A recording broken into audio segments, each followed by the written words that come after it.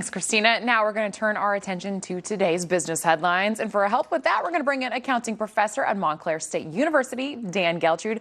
Good morning, Dan. Happy 4th. Happy 4th, Alex. All right, let's start with the markets like we always do, which ended the week up on Friday. And the markets are, of course, closed today to celebrate July 4th. But Dan, what should investors look for this week? Well, many people are hopeful that we've turned the corner, the market is bottomed out, and we're headed for better days ahead. But I say not so fast. I think that there are so many choppy waters in front of us and so much uncertainty. I don't think you can make the assumption that the worst is behind us. As I've always said to investors, got to ride out the storm. Keep your cool. Don't get emotional. Let's see how it plays out. Don't get emotional. All right, over the busy travel weekend, more than 1,400 flights were canceled in the United States. So what needs to be done to get airlines to take off again? What we're seeing here is a very simple formula. The airlines are overbooked and understaffed. What does that lead to? Delays and cancellations. And when you have this happening on America's birthday, it just goes a little bit deeper because people want to feel good about their country. And when we see things like this happen, it makes people feel bad. So what do they have to do? Well, it goes back to the same thing we've been talking about for months and months.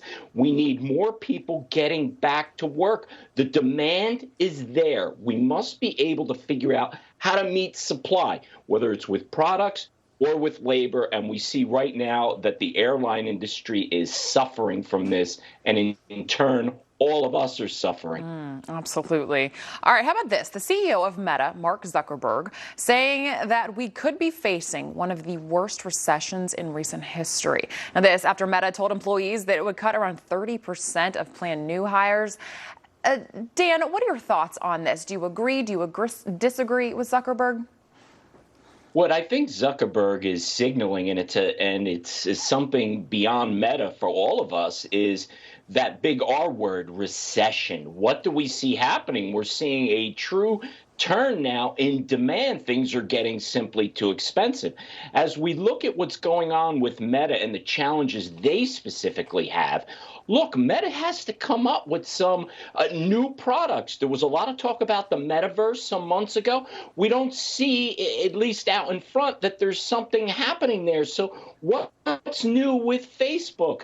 Not all that much. So I think there is going to be a continued drop in demand for Facebook and what's happening with their advertising. But the bigger picture here is we are seeing large companies, not just in technology, but also in retail, that are starting to signal, hey, hiring freeze and starting to cut back on employees. That is a very, very bad sign for the U.S. economy. Yeah, well, how about this one? Demand for General Motors vehicles is rising along with sales. However, the company has a big problem. Nearly 100,000 cars are built, but due to a semiconductor shortage, they can't be sold. Should GM investors be worried at this point? And how can they get these cars on the road? This has been a problem for quite some time when we're talking about these chips, right? So cars really relying on technology now need these chips to be operational. And we've had a chip shortage for a while. And it's not just GM, it's the cars across the board. So yes, this is something that's concerning because what we're going to have here is continued high prices for automobiles. You just simply can't get a car. And what does that do in turn? It makes it even harder to get a used car as well because there's simply not enough cars. So, everything we're talking about here, Alex, I hate to be like bad news, bad news, bad news. But unfortunately, all this is starting to feel like the 1970s again. It's very depressing. I know, it certainly is. Dan Geltrude, well, I hope you have a very positive and happy 4th of July today, however, though. You too, Alex. Thank you. Thank you so much. Katrina, Christine.